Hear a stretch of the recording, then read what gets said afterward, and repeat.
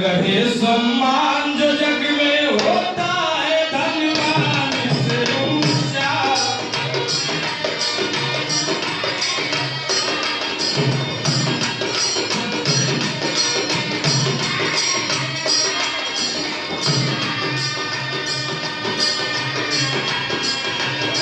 रहे सम्मान जो जग में होता है धनवान से ऊंचा।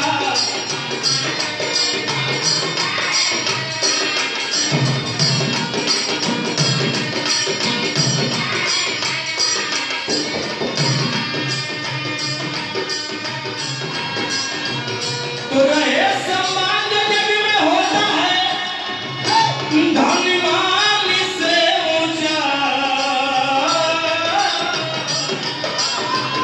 सदा सद्भाव है दिल में, सदा सद्भाव है दिल में, रही सलायत धनवान से ऊंचा।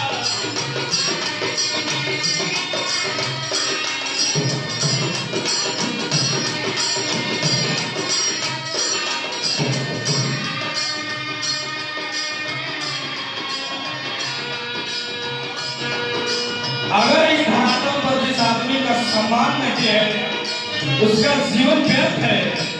अंतरा में क्या नाम था?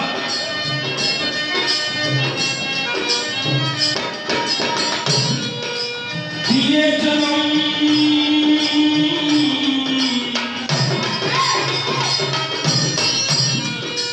दिए जन्म कर तारी जगत में सृष्टि पूरी बनाए।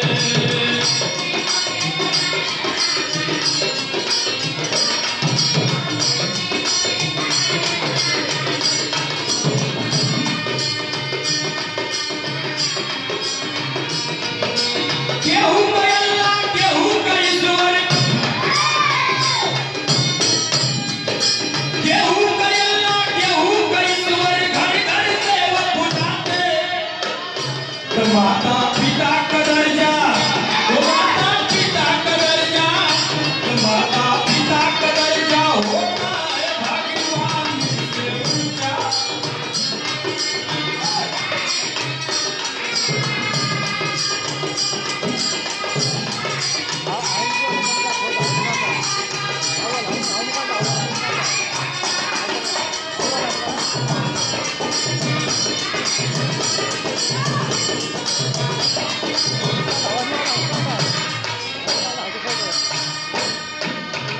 ये धरातल पर कौनो तीर्थ धाम वाला अगर माई बाबू का सेवा नहीं कैले तो सब व्यर्थ बा।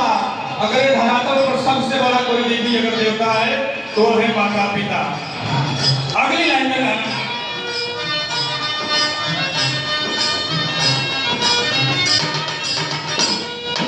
बदल शास्त्र और वेद है गाथा भैला पंडित ज्ञानी।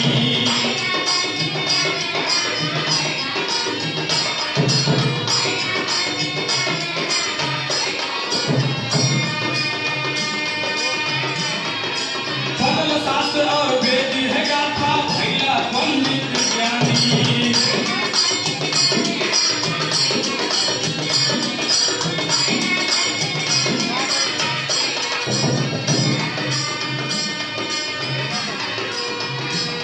अरे आज ज्ञान विज्ञान का पूरी, आज ज्ञान विज्ञान का पूरी दुनिया भर दीवानी। तो सच्चा ज्ञान गुरु करे, तो सच्चा ज्ञान गुरु का पोथी और विज्ञान से ऊंचा।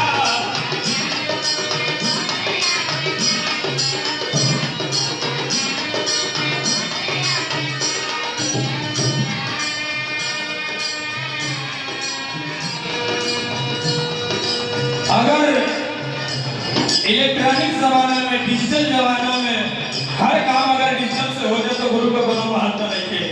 लेकिन जो ज्ञान गुरु दे देते हैं वो ज्ञान विज्ञान पोथी पत्रा उससे कहीं महान है।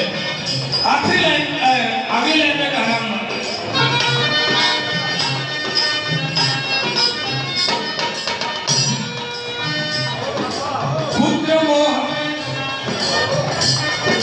पुत्र मोह में पड़ के